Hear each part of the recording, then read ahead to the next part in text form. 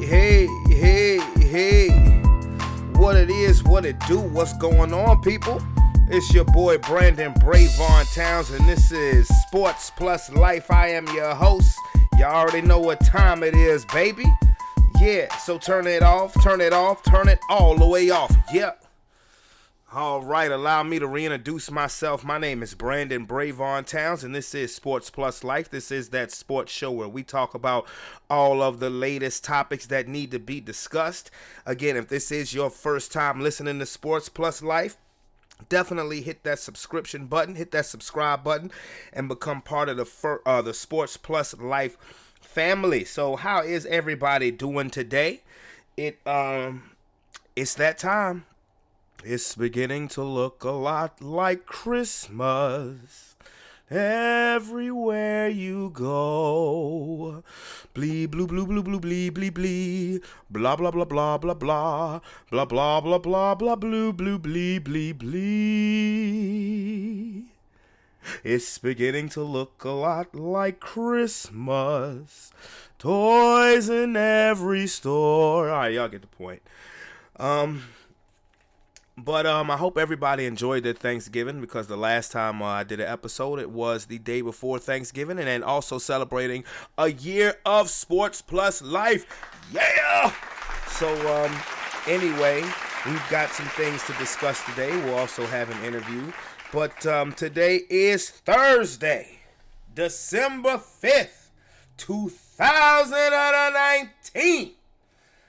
And yes, it is I am in Richmond, Virginia, after spending a good part of the day in Fredericksburg at my job, slanging them Amazon packages. And so, hey, without further ado, let's get to it! All right, we're going to start off the day by talking about this situation that just unfolded involving the San Francisco 49ers radio broadcaster Tim Ryan. Now, as you know, on Sunday, the 49ers and the Ravens had a showdown in Baltimore between the then 9-2 Baltimore Ravens and the 10-1 San Francisco 49ers in a nasty rainy day in Baltimore, and the game lived up to the billing, lived up to the hype. Absolutely amazing game. The Ravens won 20-17 on a Justin Tucker walk-off field goal, and now the Baltimore Ravens have the number 1 seed in the AFC. I'll get to that a little later. But and the 49ers played a hell of a game. If that was a preview of the Super Bowl, I have no quarrels with that. I have no problem. But so apparently, the San Francisco 49ers have suspended Tim Ryan. He is their radio color analyst, over the comments that he made on Bay Area Sports Talk radio show on Monday, which he said the Ravens quarterback, Lamar Jackson, who is black, as we know, and he's great at faking handoffs, particularly when it comes to play action. He said it's because of his dark skin color with a dark football is why he's able to deceive the defenses and basically have so much success that he's having on play action passes. Really? This is what he said, and I quote, "Biatch. He's really good at that fake, Lamar Jackson. But when you consider his dark skin color with a dark football, with a dark uniform, you could not see that thing. I mean, you literally could not see when he was in and out of the mesh point. And if you're a half step slow on him in terms of your vision, forget about it. He's out the gate." Now, I don't know how many of y'all have seen this. I don't know how many of y'all have seen this game or seen highlights of the game. That was just a dumb, ignorant comment in regards to the football and his skin color. Are you kidding me? So, I mean, that's one of those comments that's just so dumb. It's so dumb. Like, you really can't even get mad. You're kind of just like, wow. Like, what? You really, and so the 49ers have suspended him, I guess, for this next game. I mean, and, I've never heard anything in the past about this particular guy, Tim Ryan. I don't listen to the 49ers radio. I don't get it. I'm across the country. But, it's not like that guy who said that the women's basketball team was a bunch of nappy-headed hoes. It's not something like that. But, I get, a suspension was definitely warranted. I know there's some people that are saying he needs to be fired. I'm not going to go there. I'm not going to go there because he just had a bad moment, and times in life we all have bad moments, even if it is at our profession. And but I tell you what, let him say another comment like that, and then his ass got to go. His ass got to go. I mean, like I said, he has dark skin and a dark football. If you look at the highlights of the game, I don't think it was necessarily that the 49ers couldn't see the ball. Lamar Jackson's just better than everybody right now. It's really that simple. Even in the rain, he ran for over 100 yards. He's just better than everybody. It's really quite simple. He just is. He's better than everybody. So, I just thought I would just address that real quick. I mean, dick move by Tim Ryan, but I mean, but I'm pretty sure and now his apology, he did issue an apology, which I'm not even going to read because, honestly, I don't care about the apology because I'm going to be honest with you. He's only apologizing because he got suspended. If he didn't get suspended, he wouldn't be apologizing. He might actually say it again if he didn't get suspended. So, it is what it is. Excuse me, I'm going to take a sip of this beverage that I have right here. It's my show. Yes. Now I will go into the next subject, which is the NF of the L. Might as well keep it on football. And let's talk about the games quickly from last week. We'll start with Thanksgiving. The Chicago Bears did go into Detroit, handle business, and win against the Lions, who's actually their third string quarterback didn't look that bad. I don't remember his name, Bow or something like that. But he didn't look that bad. He's the Lions. It's the Lions. The 4:00 game, Buffalo went into Dallas and just bitch smacked the Cowboys. They did. Pretty much had me laughing and chuckling. I've said before that I am not a believer in the Buffalo Bills. I'm going to start to rephrase that because, we don't see many Buffalo, even though Buffalo is in, on the East Coast, we don't see many Buffalo Bills games. But what I have noticed is that the Buffalo Bills coaching staff is taking a page from the Baltimore Ravens coaching staff, and they are tailoring their offense to their quarterback's best skill sets. Josh Allen is a mobile quarterback. He ain't no Lamar Jackson, but he's pretty athletic, and they have a great defense, and the Bills are now 9-3. They're 9-3, and they could be doing some things. I'm gonna put out some interesting scenarios in regards to the AFC. Matter of fact, football is getting very interesting right now. The New Orleans Saints clinched their division. They clinched their division on Thanksgiving by beating the Atlanta Falcons. And so right now, as it stands, the New Orleans Saints are the number 2 seed. I'll get to that in a minute. And now quick games that don't care. The Bengals brought back in Andy Dalton. They won a game. They beat the Jets. Who cares? The Tennessee Titans, and this was an important game. They went into Indianapolis and beat the Colts 31-17. Now let me say this. Now when I say things and I'm proven wrong on any point in time, I don't have any problem with admitting it. I have said on this show that the Tennessee Titans, are boring. There's nothing exciting. There's nothing dynamic about the Tennessee Titans.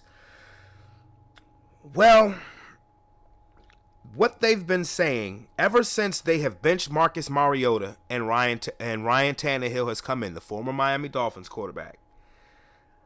What you were hearing at first was, one, Mariota's out of there after this season, and two, that Ryan Tannehill is not the long-term answer for Tennessee. He's just filling the void.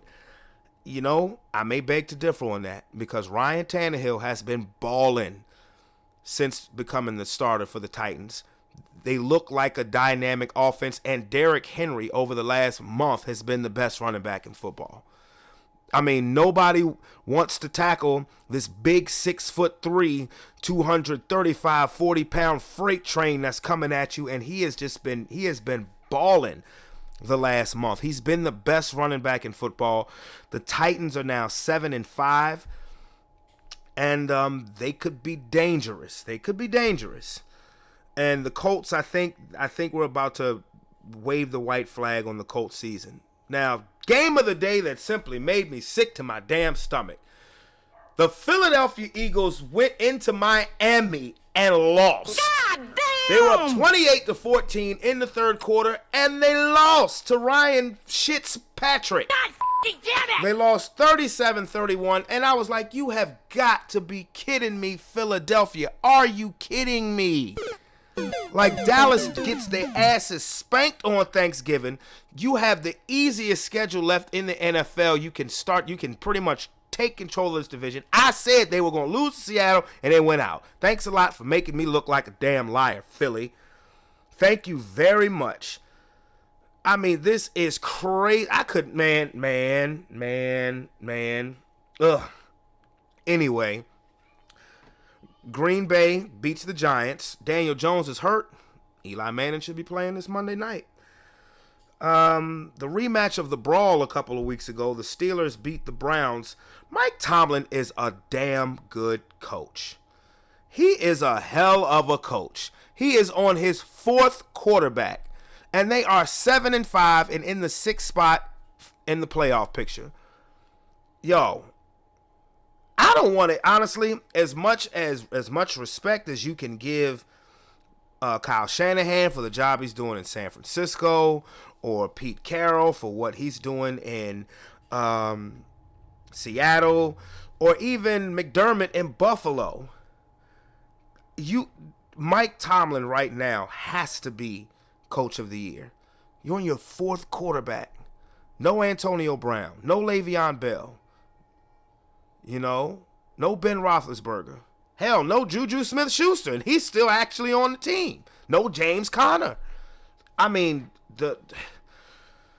it just blows my mind when I hear people say he's actually on the hot seat and tell me skin color don't have nothing to do with that, and I'll call you a fucking liar. Panthers, I think this is interesting too. The Panthers kissed their season goodbye. They lost to the Redskins.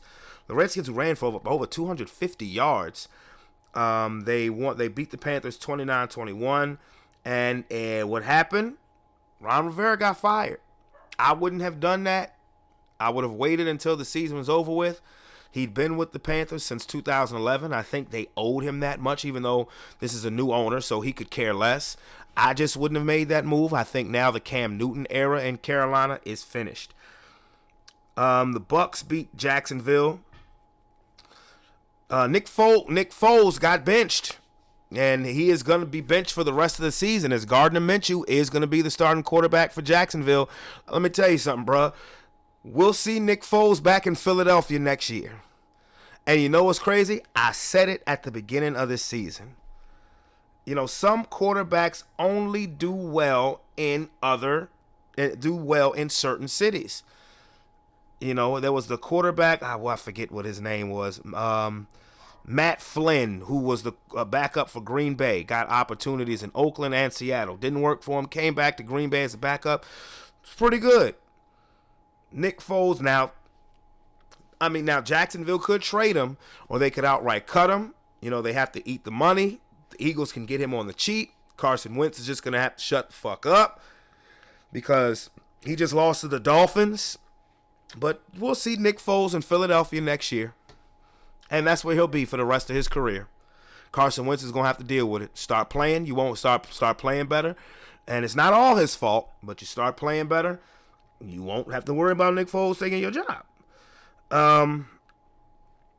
Again, I already said that the Ravens beat the 49ers. The Rams beat the Cardinals 34-7. I know it's the Cardinals, but that Rams offense looked good. I just think it may be too late for them, because I still want to say that they're going to make a run, but I think that the teams that are positioned right now in the NFC playoff picture, I think it's set. We just don't know where they're going to be seated at. I don't know. Maybe you could get lucky and have Minnesota fall, but I don't know. My Broncos, we started Drew Lock. We beat the Chargers 23-20, and the Chiefs absolutely lambasted. They just crucified the Raiders 40-9.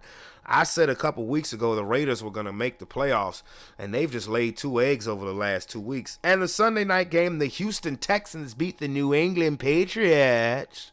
How about that? I done said it. I said it a month ago. The New England Patriots defense, while it's good, it's overrated, because for the first 2 months of the season, they played the bottom feeders of the NFL outside of the Buffalo Bills. When their schedule got tough, I said, when you start playing some real bros, you're gonna start seeing how, you're gonna start seeing that defense get exposed. The Ravens went wild on them. The Cowboys and Eagles, I just don't know. The NFC East sucks. They're horrible. But the Texans, Deshaun Watson, 28 points. They play Kansas City coming up Sunday. I'm telling you, this Patriots defense is not this historic defense that everybody was trying to make them out to be when they were playing teams like the Jets, the Giants, the Redskins, the Dolphins. I mean, really, come on now. You saw how the Cowboys looked the first 3 weeks of the season against the bottom feeders of the league. They were 3-0. And ever since they started playing teams with winning records, ever since their 3-0 start, they've been 3-6 since then.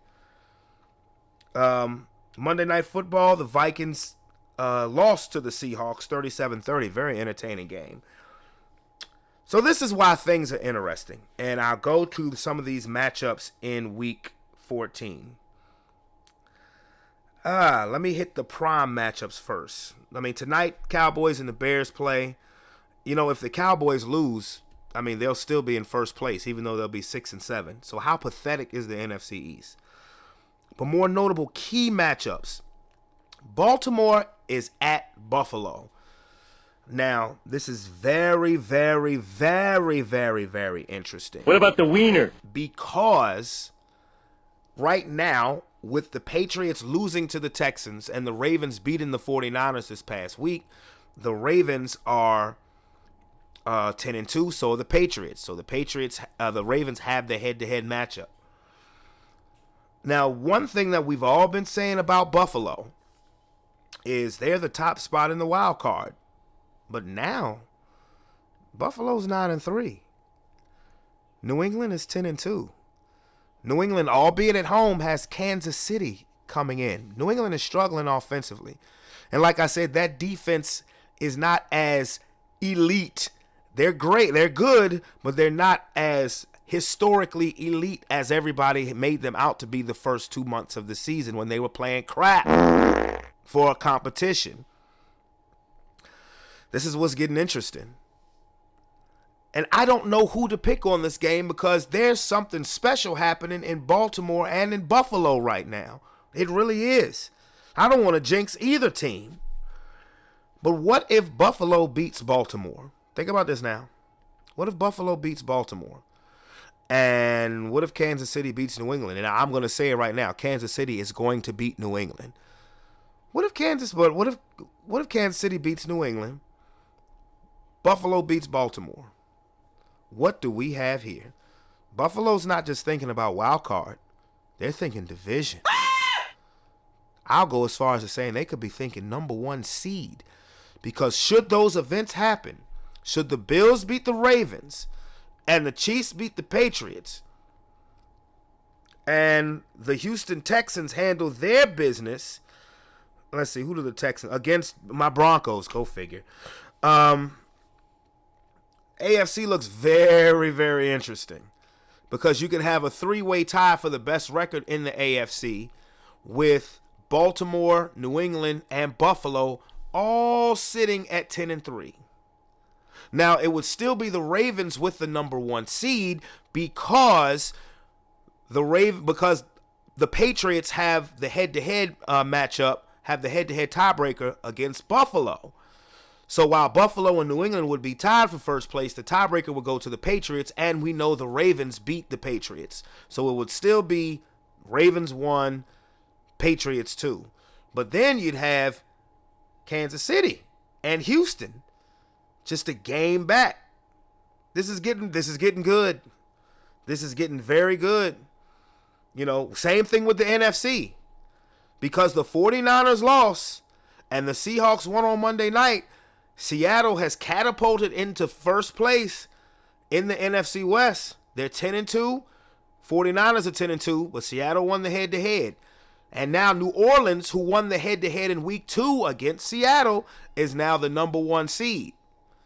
Then you have Green Bay at number 3 with a 9-3 record. And San Francisco goes to New Orleans on Sunday. Another key game. Big games this week.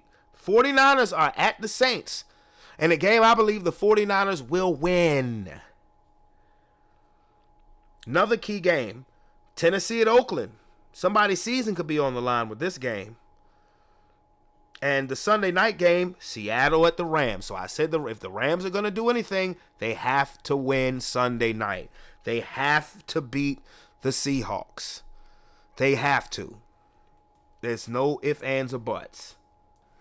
All right, and with that being said, I have on the line my homeboy Tony, and he was on the show last week. We talked some football. You know, we didn't really get into it in the great detail. He's a Cowboys fan, but we talked football, and he's back again today. So I've, briefed him on basically what we've gone over, and we can start with basically the juiciness of what has now become real tight jockeying for playoff position. What's up, homie? Hey, what's going on, man? All right, man. It's getting tight out here. Oh yeah, definitely. But, we're in the position of controlling our own destiny. We win, we're in. Just that simple. Oh, you're speaking in regards to the Cowboys. Yes. Oh yeah. I mean, like I just told you before we came on, I've already trashed the Eagles. They have underachieved. I picked the Eagles to go to the Super Bowl before the season started. So You did that? it's say what? You did that with Carson Wentz, not W-E-N-T-Z, but W-I-N-C. Oh well, I'm damn sure. Well, I damn sure wasn't picking Dallas, and they're showing me why I didn't pick them either. So, Wow. Okay. oh, the hate is real. But no, I picked because I looked at what they had done during the off season, and a job what I thought was a good job by Howie Roseman. But when I look at it, he kind of picked up some old fogies. I did not see Deshaun Jackson playing literally a game and a quarter throughout the whole season. I saw him as being the deep threat that could free up Alshon and Aguilar. And then I looked at what they did defensively, getting Malik Jackson. I thought their secondary was healthy. The Eagles, and getting Jordan Howard, drafting Miles Sanders. The Eagles coming into the season was a loaded team. They weren't just my Super Bowl pick. They were plenty of people's Super Bowl pick because they were seen as such a loaded bunch. They were. And and by the way, quick side note, Nick Foles is going to be back with the Eagles next year. You just watch. I don't know if that's going to happen, but I'll say this. When I heard the Deshaun Jackson move, I didn't feel like it moved the needle. Deshaun Jackson is a name at this point. He is. He can occasionally make plays, but then again, all veterans can occasionally. I think the thing that hurt the Eagles more, Malik Jackson, again, it seemed like a move with all the names that were already on the line, but they were minus one of the biggest names, Michael Bennett. Right. Michael Bennett was huge for them last year. So just as a veteran president that would make those plays, Malik Jackson is not the pass rush guy. He's the clog the middle, which is why their run defense is still stout as hell. but he's not that pass rush guy. I think He's Chris, not the guy that's going to get you a turnover with sacking the quarterback. I think Chris Long retiring too hurt as well, because he was another guy who could get at the quarterback. Yeah. And that's the reputation their D-line had earned. Being a pressure. That goes all the way back to Jim Johnson's defenses. Well, when I say Malik Jackson, I wasn't necessarily saying Malik Jackson as far as a pass rush, but the thought of a healthy Malik Jackson being next to Fletcher Cox was kind of ooh, okay, because, my memories of Malik Jackson are that of our Super Bowl team, who was an absolute monster, and that Jacksonville team that should have went to the Super Bowl 2 years ago. But what did you say, though? What was the key thing of what you just said? Memories. Oh, yeah. That's it.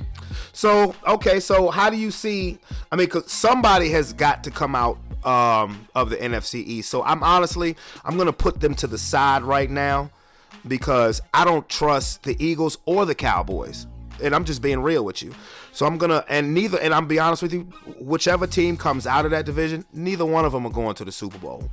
Neither one of them are. I'll say this, and this is my prediction for future podcasts. If we lose tonight, we won't come out of these. If we win tonight, we'll come out of these. And I you know what? And I agree with that statement, 100%. And that's pretty much it. That's it in a nutshell. Last podcast, I told you what I thought about the coaching situation. Our success in the postseason is going to depend on how much Garrett just stays the hell out of the way. Yeah, pretty much. That's it. Now, so how do you think that the NFC West is gonna the NFC West and pretty much 1, 2, 3 and that fifth wild card? How do you think that's gonna play out? But with that battle between Seattle, San Francisco, and I can't even discount Green Bay and New Orleans. How do you think that's gonna all play out? The West is a hard one. It's hard. San Fran, they're riding high. Even losing to Baltimore, it was a go either way. It was. But the same thing applies to Seattle, because they have a mentality right now. No matter what the situation, we can't lose. Simply because Russell Wilson, he may not be the best statistical quarterback, but he's a bad man. In the fourth quarter, you get the impression that they can win that game, and I don't care who it is. Absolutely. Now, and the Rams have a lot to say about that too. They do, especially if they find the Rams have nothing to say about that. The Rams have nothing to say. The Rams have won. They got back on the winning ways. But come on now, realistically, roster-wise, the Rams the expectations for the Rams were to be the far and away best team. But what I say the Rams have something to say about that is, should they beat Seattle? I don't think they're going to win the division. I think they're too far behind for that. But should they beat Seattle, Minnesota may have to start shaking in their boots, because should the Rams offense start to resemble, say, 75% of what they were last year, you have a whole nother problem on your hand. It's like they've load managed Todd Gurley, and I don't think that he's right, but it's like, for the first almost 3/4 of the season, they've load managed Todd Gurley, and now they're starting to let him out of the box the last couple of weeks, albeit against the Cardinals or whatever. But I don't think that's the key at all. As a matter of fact, the Rams offense could peak, and I still don't think that would move the needle. The key with the Rams, particularly against the two teams you just said, Seattle, they're going to run that ball. Oh, yeah. Minnesota, they're going to run that ball.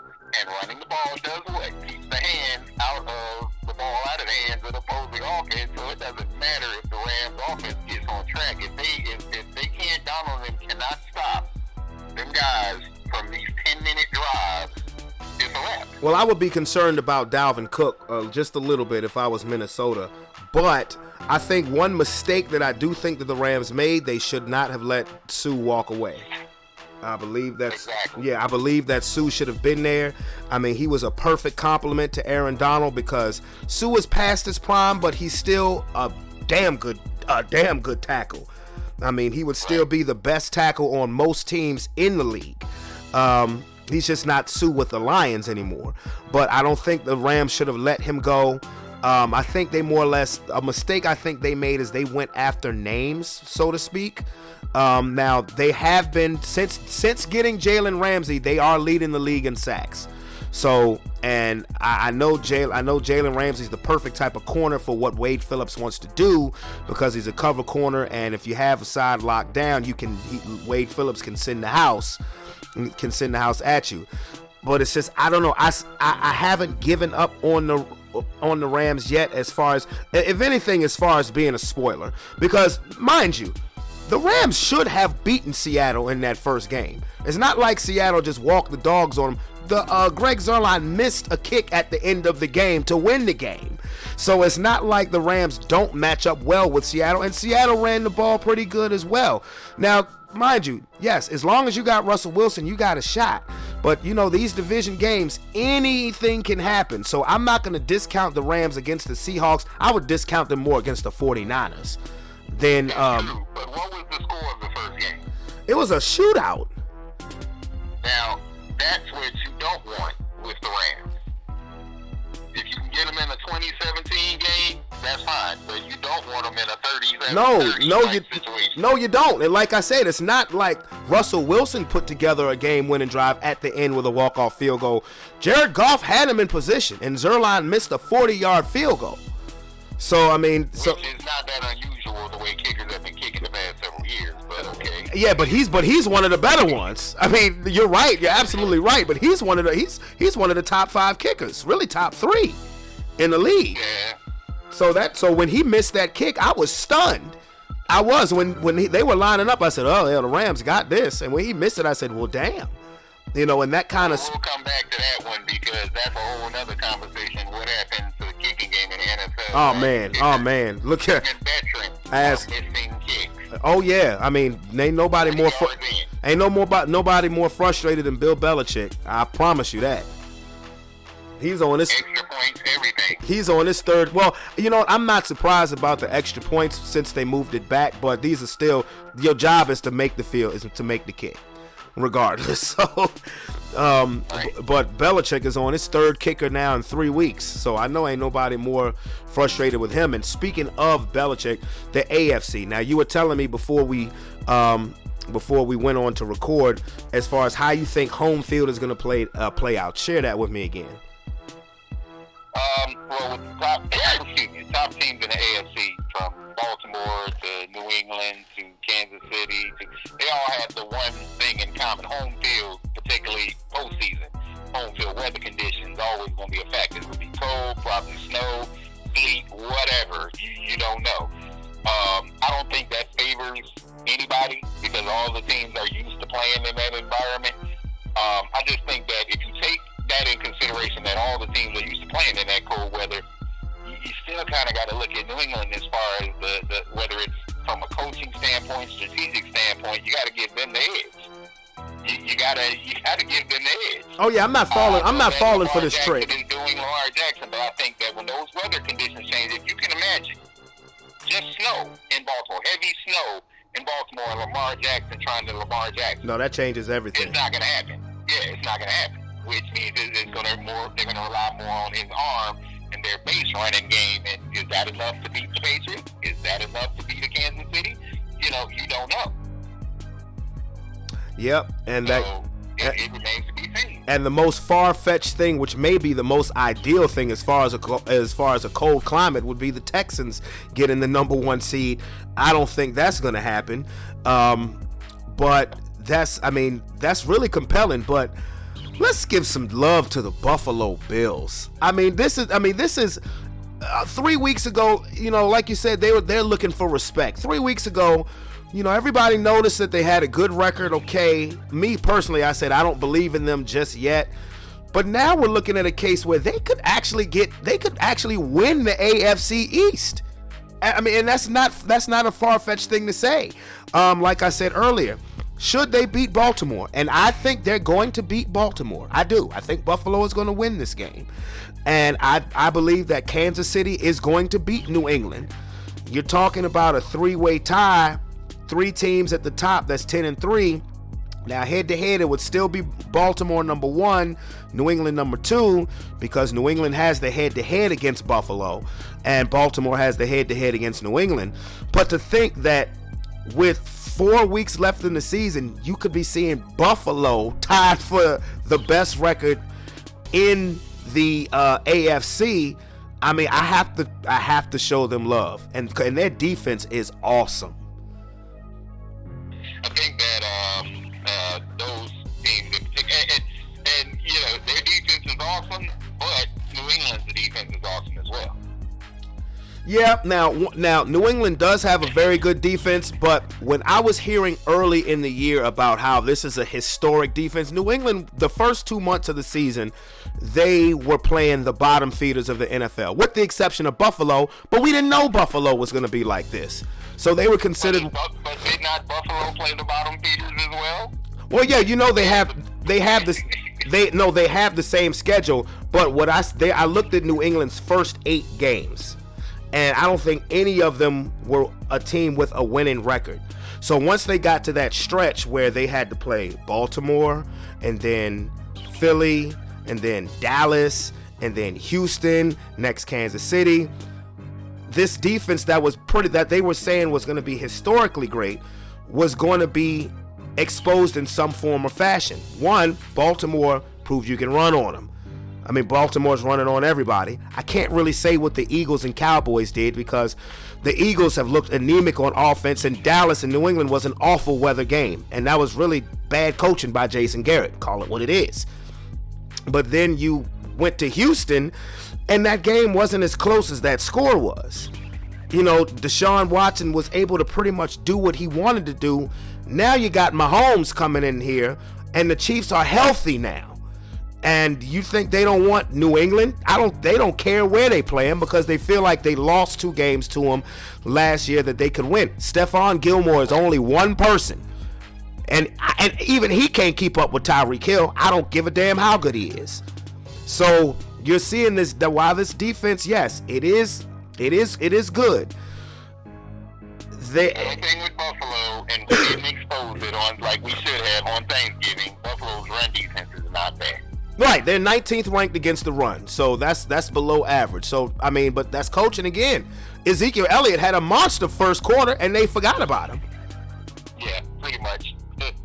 I mean, they forgot about him the rest of the day, and then Dak started turning the ball over. And what I do like about what Buffalo is doing is they appear to be doing what Baltimore is doing, is running their offense based on the skill sets of their quarterback, instead of trying to make him learn a pro-style offense. I mean, Lord, think about if the Falcons had have done that for Michael Vick. You know what I'm saying? Yeah. I mean, good. Atlanta might have a Super Bowl. But what was I saying? But yeah, the Patriots, I think their defense, like I said, Belichick is always going to have a formidable defense, but the way they were being talked about the first 2 months of the season, it's a totally different ball game right now, because now they've had to play some people. But now I'm not going to fall for the trick, because every time we think the Patriots are done, I mean, they've been in 3 straight Super Bowls for a reason. And at least 2 of those Super Bowls, we thought they were done at some point in the season. So I have to see it to believe it, but right now it's getting to be more believable. What do you think?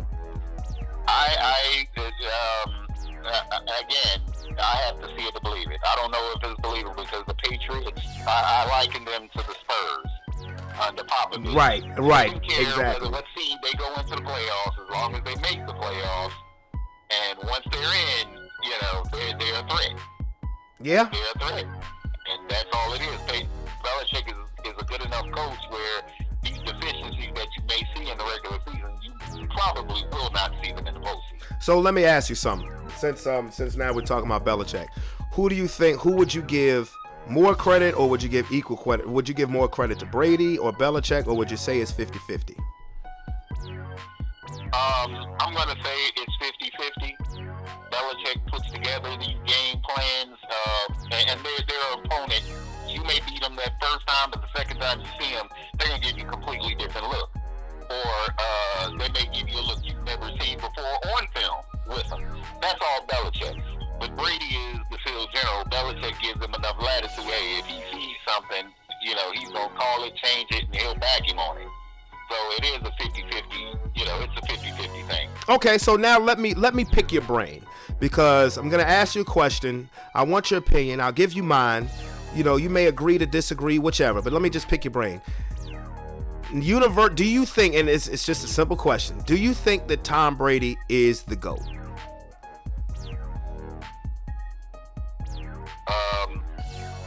Greatest football player or just greatest quarterback? Either or. The answer to the greatest player, no. Greatest quarterback, arguably, but I'm going to say no. Oh, okay. All right. Now, let me... There's a guy that I believe that, given his skill set, if he was surrounded, it's always if you could change this guy's scenario type thing. When you're talking about greatest player, would he have been? But, you know, arguments for people like Dan Marino, you know, come on now. If you put Dan Marino in some of the scenarios that... This is a passing league now.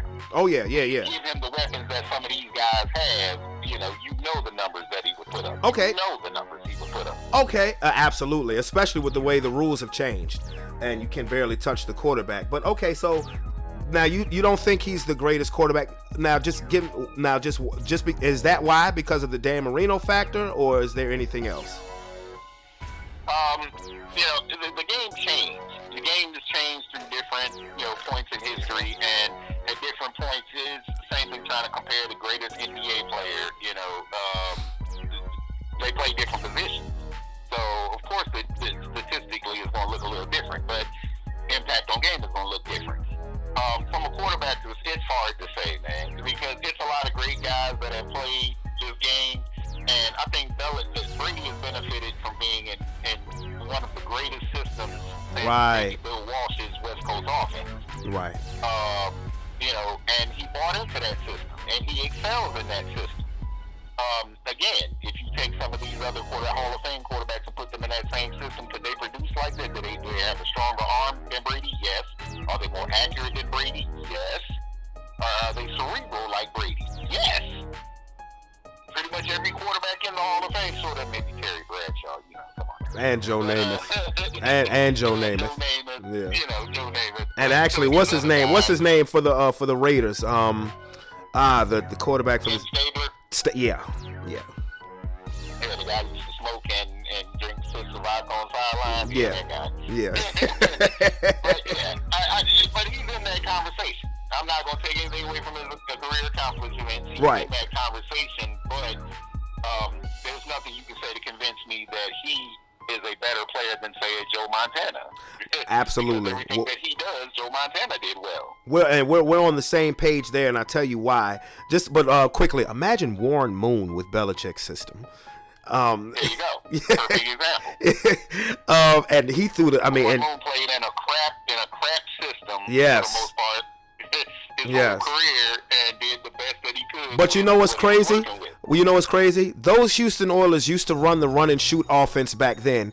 They would dominate offensively now because of the rules change. Right. Because of the rules change. Only Houston and Atlanta.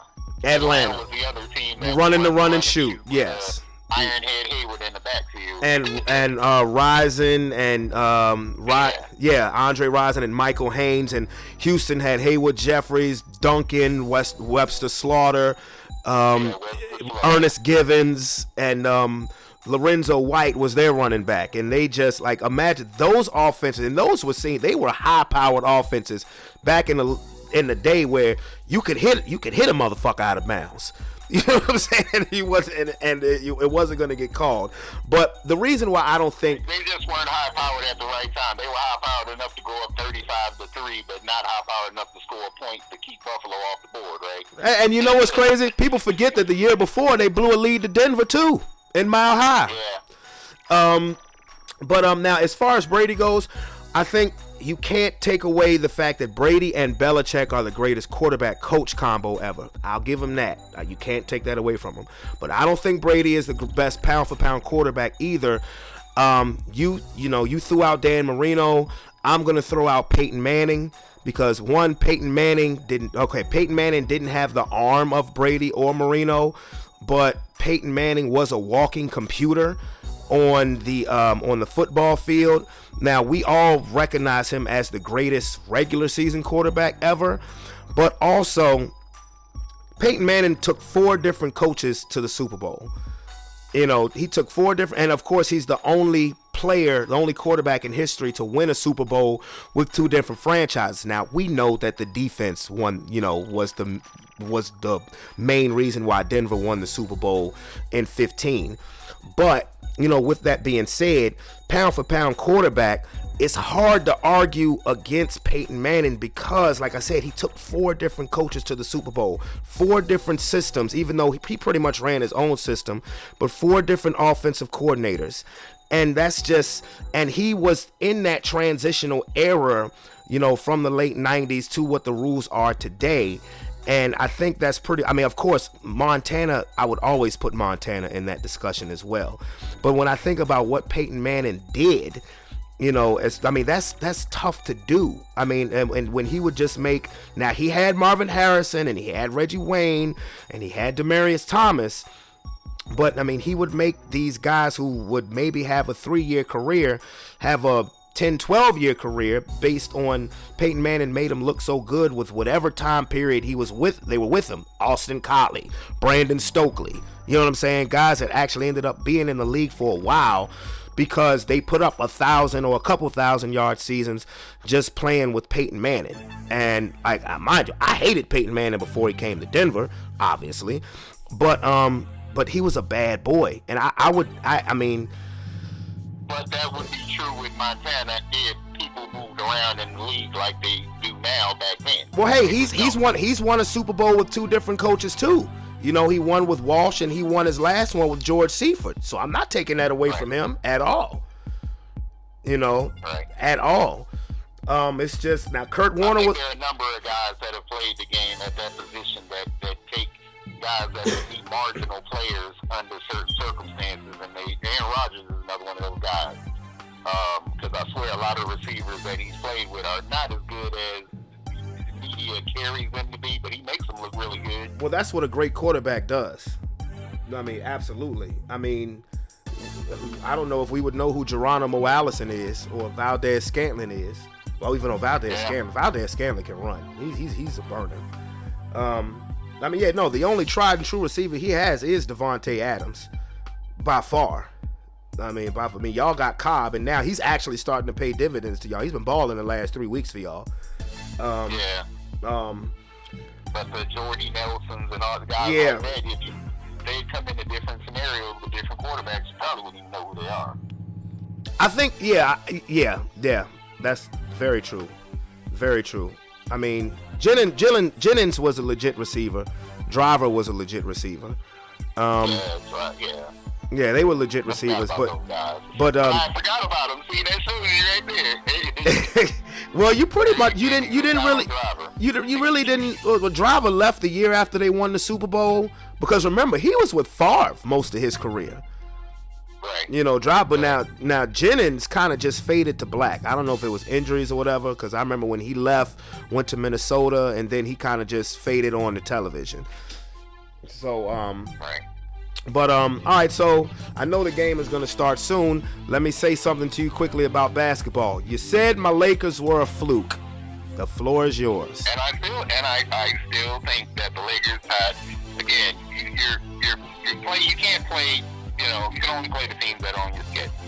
All that's fine and well. I just think that when push comes to shove, a 2-man show of Davis and LeBron, Kuzma chips in. I'll follow the box scores. I don't sit and watch them because I can't stand to watch them. Because as much you hate on the Cowboys, the Lakers are the NBA representative of that. Everything you may hate about the Cowboys is applicable to those Lakers. I won't disagree. And I think that LeBron does a disservice to all the Lakers that played that LeBron land. From Kobe, I would immediately respond, Brad, you haven't done anything. Now listen. Let me make this clear. I'm a lifelong Laker fan. I am not a LeBron fan. By no means. I think LeBron has done a disservice, honestly, to basketball to some extent. as far as the manipulating rosters and the super teams and whatnot. But no, I'm not a LeBron fan, but I am a Laker fan. So I'm rooting. It's like it's kind of like I said, I didn't like Peyton Manning before he became a Bronco, but when he became a Bronco, I didn't dislike him as much as I dislike LeBron. I really genuinely don't dislike LeBron, but saying they're a fluke, I don't know. But I will say this: I think the Clippers are better because I think that depth will kill them in the post. And the coaching, I would trust Doc Rivers, and I would trust Doc Rivers over Frank Vogel, and I'm just being real. I'm being real. Well, Anthony Davis the other night, didn't he have his best game? The other night. Well, I know he's what I know that right as of right now they're saying that he's the defensive player of the year. Him and LeBron they've been running the offense through AD, and I hold my breath with AD because he's fragile. He is as big and strong as he looks. He's fragile, and I like AD, but he did. He pretty much locked down Djokovic for Denver, and then put about 30 points on him. And then last night came and did the same thing to Rudy Gobert. So he's impressive. He's impressive. Now, I think it's gonna be. I think the Clippers are better, but good God, that's gonna be so nip and tuck because the Clippers don't really have any true big men that can really stop AD. Maybe Montrez can slow him down a little bit, but Zubats can't do nothing with him. You don't need to match AD. Well, like I said, I think the Clippers are better because of their depth. But that's gonna be an epic. That's gonna be. I hope nothing derails that. I want to see that for 7 games. You'll probably see it, but you don't have to stop AD. You employ that old bull strategy. Let the big men do. Pat gonna do what Pat gonna do. All the big men that they played against. You just had body, basically, coming off the bench just to lean on them. Mm-hmm. And accumulate 6 fouls, take everybody else out. They have 2 of the best defensive wings in the league. Take everybody else out. I wouldn't be surprised though if the Clippers made a little BS trade just to get another big body before the trade deadline. I wouldn't be surprised at that at all. They may very well, yeah. But they're tough. I just don't like all this load management stuff with Kawhi. It's just, to me, it's cheating the game. It's cheating the game. It's cheating the fans. But as long as nobody's gonna call him out on it until it stops working, until they stop winning. And right now, like I said, I think people need to talk more about the Milwaukee Bucks because they actually have a better record than the Lakers. Right. Yeah. But I think everybody is just paying so much attention to Battle Los Angeles. I actually had Philadelphia coming out of the East this year, but they haven't all been healthy at the same time. Maybe they will, but the Bucks look tough right now. They look really, really tough. I'll be interested to see when they play what they look like when they play the Lakers and the Clippers. I've said it before, and other people have said it, so basically it's just more power on the same thing. If Giannis ever gets his perimeter game straight, and it's improved. It's improved. He made a career high 4 threes last night against the Pistons. Yeah. And I think he shot a high percentage. I want to say he was like 4 for 6, but career high. I had a guy going back and forth. I don't know if you ever followed Real GM forums. Oh yeah. The NBA portion. He was going back and forth with me about Giannis versus Harden. I'm like, well, first of all, they play 2 different positions, but if I was starting a team, I'm taking Giannis 10 times out of 10. Absolutely. Over Harden. If James Harden is, and I said this a year ago on my podcast, if James Harden is your number 1 on your team, you will not win a championship. Period. It's not gonna happen. Now he's a really good scorer. I don't know if you consider him a great scorer because his offense is kind of I don't know, fluky, and it's not in the flow of offense. It's He is the offense. dependent on the free throw line. A lot of it. Yes, that too. That too. But again, the way the game is played today, Yeah. you can't knock him. Yeah. No. I mean, hey, do what you got to do, but he ain't winning no chip. I'll tell you that right now. No. So he'll be another Karl Malone, score a lot of points, but ain't never gonna get it done. So, but anyway, I know the game starts in about 20 minutes, so I'm gonna go ahead and let you go and finish up. Hey, I'll get at you. I'll probably get at you next week, big homie. Okay, man. All right. See you then. Yes, sir. Appreciate you. Take it easy. Later. All right. My man Tony on the line. I'm gonna tell you, he's a knowledgeable dude when it comes to talking these sports. There's some things that we agree on. There's some things that we will disagree on, but that is the beauty of the debate. So, with that being said, I'd like to move into the sweet science. Let's talk a little boxing. As this Saturday coming up, there is a rematch for the heavyweight championship of the world. Well, 3 belts, the WBA, the IBF, and the WBO. The rematch of the upset of the year between Andy Ruiz and Anthony Joshua. If you remember, in June of this year, and what was just supposed to be a welcome to America coming out party for Anthony Joshua, who we've been looking forward to him fighting Deontay Wilder. He was supposed to fight a fighter by the name of Jarrell Big Baby Miller in Madison Square Garden. Somehow, some way, Jarrell Big Baby Miller failed 3 drug tests. The fuck you do that? How you do that? I mean, I know how, but I'm like, dude, you knew this was the biggest fight of your career. Anyway, so they put him in there with a replacement, Andy Ruiz, and if you just look at Ruiz, he just looks like a fat kid. He looks like a fat kid with gloves on. And lo and behold, the biggest upset, particularly in the heavyweight division, since Buster Douglas beat Mike Tyson February 10th, 1990. One of the darkest days of my life.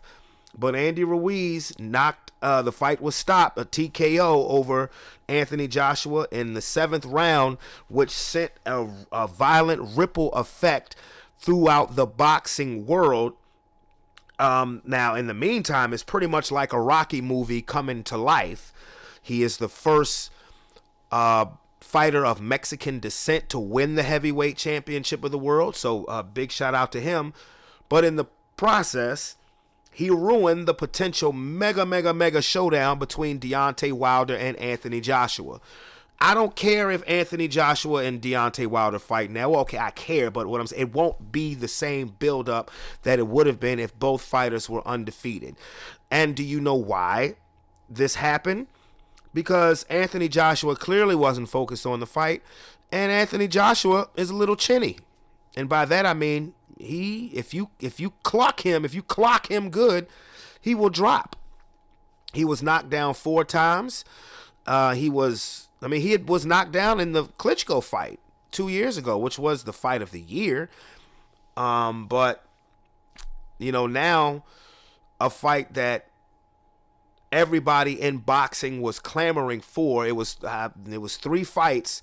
I would say this time 6 months ago, it was 3 fights that boxing simply had to have and that needed to happen this year. And we may not ever get any of them. That one was Deontay Wilder and Anthony Joshua. The other was Terrence Crawford and Errol Spence. And the other one was Lomachenko and what was the boy name? He fought Mikey Garcia. Lomachenko and Mikey Garcia. We may not get any of them. Errol Spence got into a rather serious car accident, so who knows how long he's going to be out. And like I said, you may get Joshua Wilder, but it won't have the same luster. I mean, really, the biggest fight to be made in boxing now is the fight that's going to happen February 22nd between Deontay Wilder and Tyson Fury. Can't wait for that. And of course, I didn't address this in my last podcast, but I'm a big time boxing fan, and Floyd Mayweather is announced that he is coming out of retirement next year.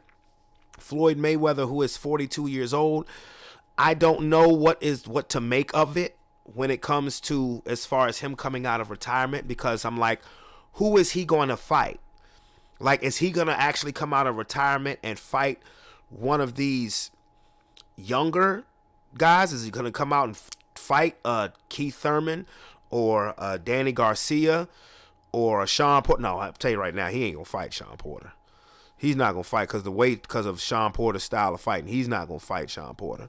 But will he come out and fight a Danny Garcia or a Keith Thurman or a Terrence Crawford? You know, nobody knows. Or is he going to go and fight another UFC fighter?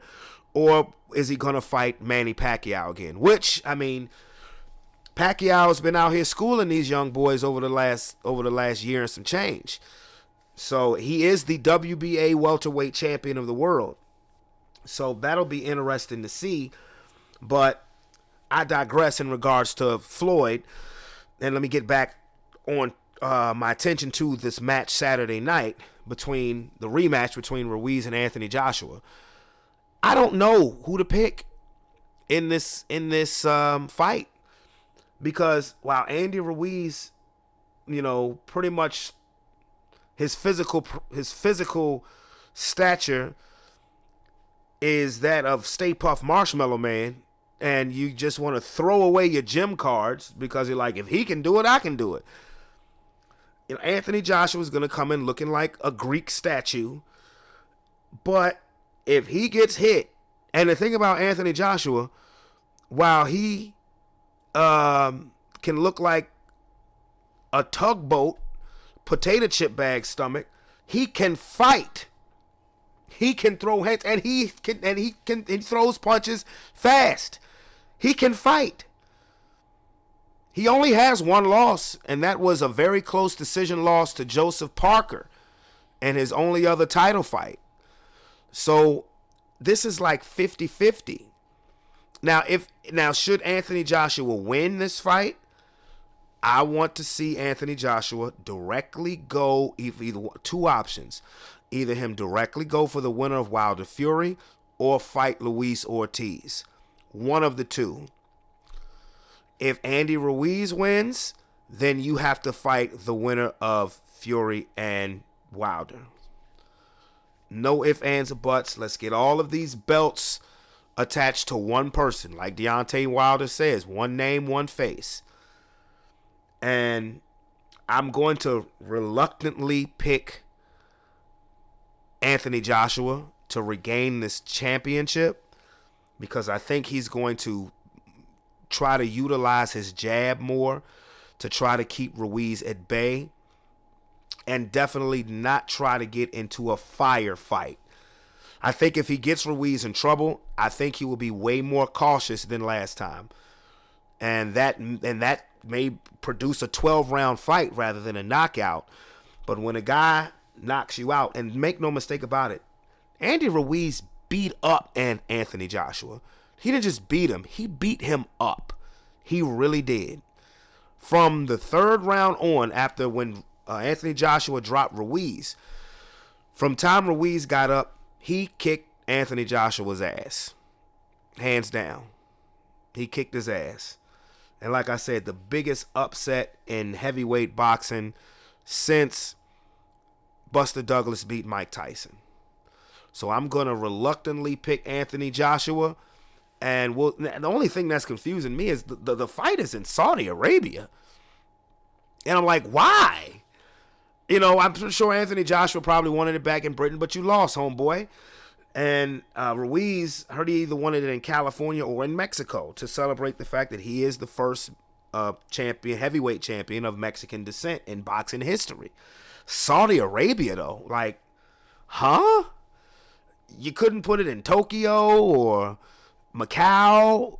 You put it in Saudi Arabia. If you wanted the fight to be in the desert, you should have just had it in Vegas.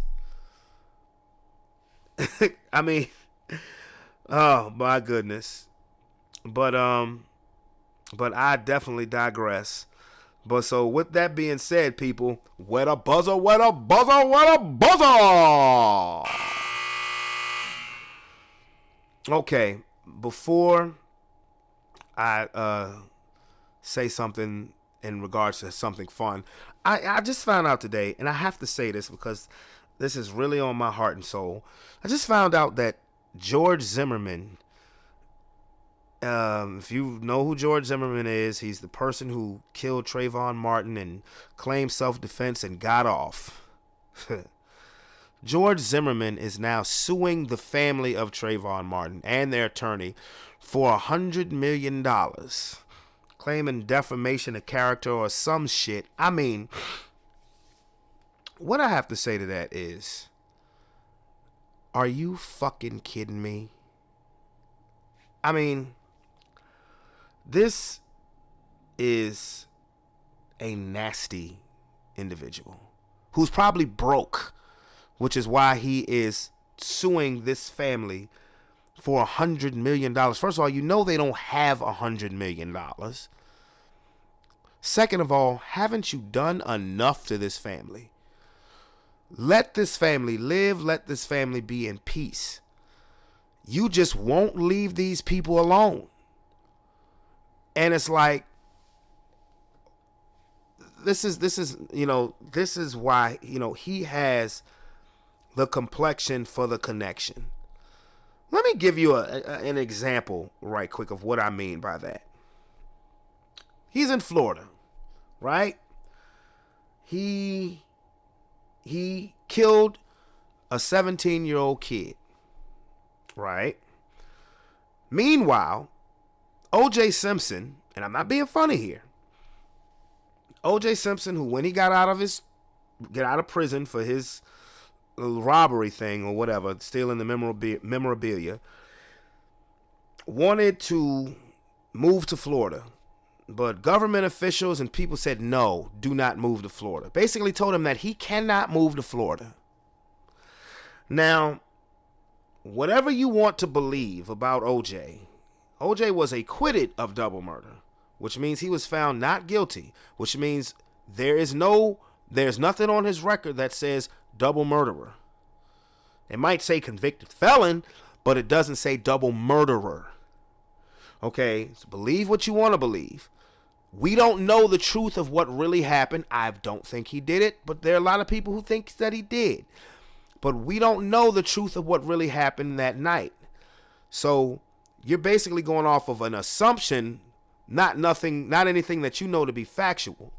In George Zimmerman's case, we know he killed that boy. We know it. You think the state of Florida is telling him, move out, don't come back?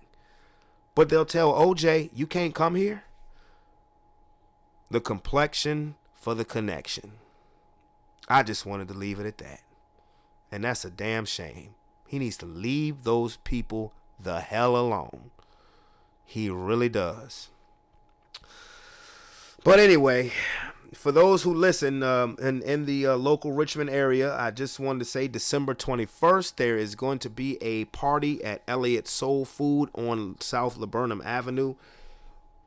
Give me 1 second while I get I have it right here. Yes, there will be a party at Elliott's on Laburnum, and it will be hosted by Elliot Cox and your boy Brandon Bravon Towns will be hosting, and I will be singing at this party, and it's just something fun to do. It is a ugly sweater Christmas party. It's something that was put together this past Sunday, and it's December 21st again. It starts at 7 p.m. Okay, it starts at 7 p.m. I thought it started at 9. But again, it will be hosted by myself and Elliot Cox. It's at Elliott's Soul Food Spot, 24360 South Laburnum Avenue, Henrico, VA 23231. And the ugliest sweater will win a prize. Plus, there's a special drink. It's the I Saw Mommy Kissing Santa Claus drink. Music by the one and only DJ Amp. So definitely put that on your calendars. Come out and holler at your boy. Come out and holler at your boy Brandon Bravon Towns on December 21st. And this has been another episode of Sports Plus Life. Definitely, again, if you are a first-time listener, definitely hit that subscribe button so you can become part of the Sports Plus Life family. I'm out. I will holler at y'all later. Peace.